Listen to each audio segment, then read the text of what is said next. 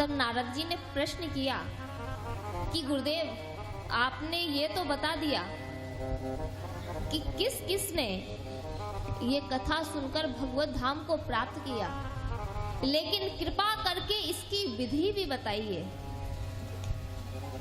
श्रीमद् भागवत को श्रवण करने की कराने की विधि क्या है? तब सनत कुमार कहते हैं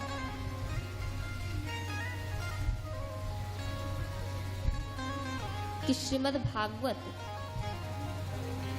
जब कराई जाए, सुंदर अवसर देखकर देखिए,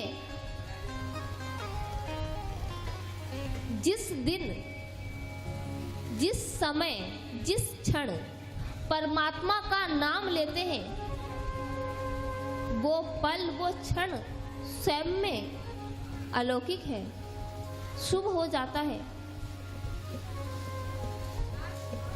श्रीमद् भागवत की कथा का आयोजन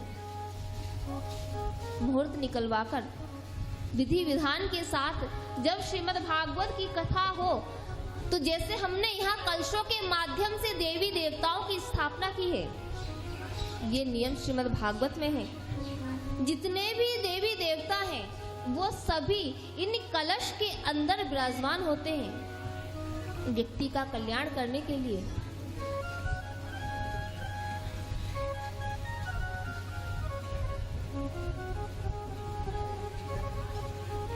बोले गुरुदेव ये बताइए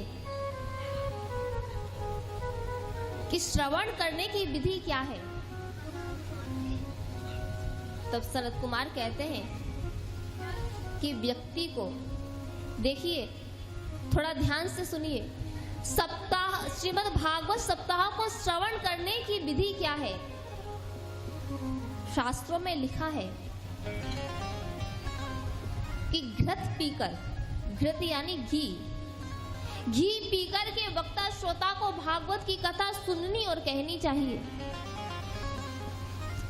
तो नारद जी हंसने लगे, बोले महाराज आगे कलयुग आ रहा है और कलयुग के लोगों में इतनी सामर्थ्य कहाँ कि घी को पचा सके।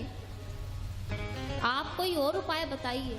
बोले फलाहारी, फल खाकर के कथा का श्रवण करें।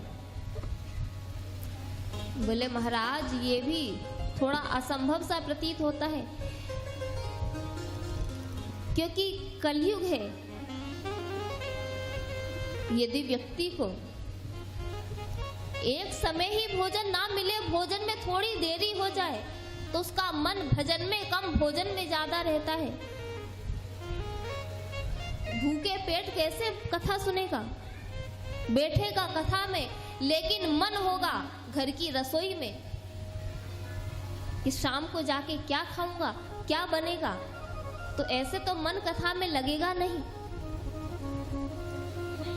तो कहते हैं कि चाहे दिन में 5 बार भोजन करो, जैसे तुम्हारा मन लगे कथा में वैसा करो।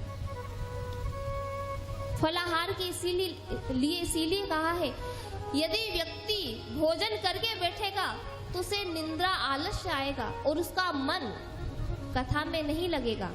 बार बार उबासी लेगा, नींद आएगी, सोचेगा अरे चलो अब कथा तो सुन ली, घर जाकर थोड़ा सोएंगे। तो कहते हैं कि जैसे तुम्हें ठीक लगे वैसे करो, लेकिन जितनी देर तुम कथा में बैठो उतनी देर मन, तुम्हारे कान परमात्मा में लगे रहे,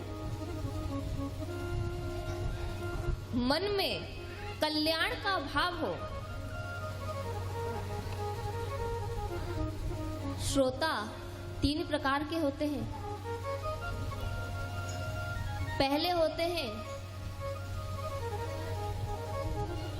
श्रोता, श्रोता उच्च कोटि के होते हैं, जिन्हें किसी से मतलब नहीं, बगल से कौन बैठा है, पीछे कौन बैठा है, कोई मतलब नहीं, बस मन में यही भाव है कि कथा सुननी है।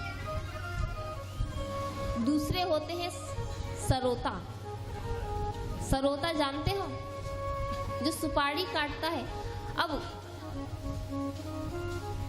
घर में मन लग नहीं रहा, सोचा चलो कथा में ही टाइम पास कर रहा है।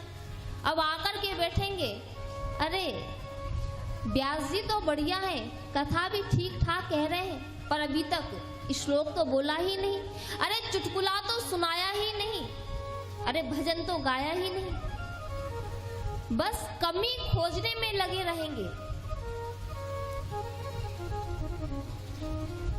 और तीसरे होते हैं, जहां ये तीसरे होते हैं ना, वहां बड़ी शांति होती है। तीसरे होते हैं सोता, जो आकर के सोते रहते हैं। लेकिन कहते हैं कि ये कलयुग है, व्यक्ति इतना नियम नहीं कर सकता। अपना मन भगवान में लगाओ, जितनी देर आप यहाँ बैठो, सोचो कि मुझे सिर्फ भजन करना है, जो मेरे जीवन का परम लक्ष्य है, मुझे वो प्राप्त करना है। मैं तो ये कहती हूँ कि किसी भी कामना को लेकर आप कथा को सुनो, बस भगवान का नाम लो। भगवान का नाम तो भाव से कुभाव से कैसे भी लोगे, नाम तो कल्याण ही करता है। श्री सनत कुमार जी नारद जी को श्रीमद् भागवत की कथा श्रवण करा रहे हैं। श्रीमद् भागवत के श्रवण की विधि बताई। नारद जी के मन में बड़ा आनंद है कि हे प्रभु, मैं धन्य हूं जो आज इस पृथ्वी लोक पर मैंने श्रीमद् भागवत की कथा श्रवण की। तो आज से 7 दिन तक जो कथा श्री सूत जी सौनक जी को सुना रहे हैं, जो कथा सनत कुमारों ने नारद जी को सुनाई, जो श्रीमद् भागवत की कथा गोकर्ण जी ने धुंधकारी को सुनाई, वही श्रीमद् भागवत की कथा आज से 7 दिन तक हम श्रीमद् भागवत रूपी गंगा में गोता लगाएंगे। ये साक्षात कृष्ण स्वरूप है। बोलिए श्रीमद् भागवत महापुराण की जय हो। बोलिए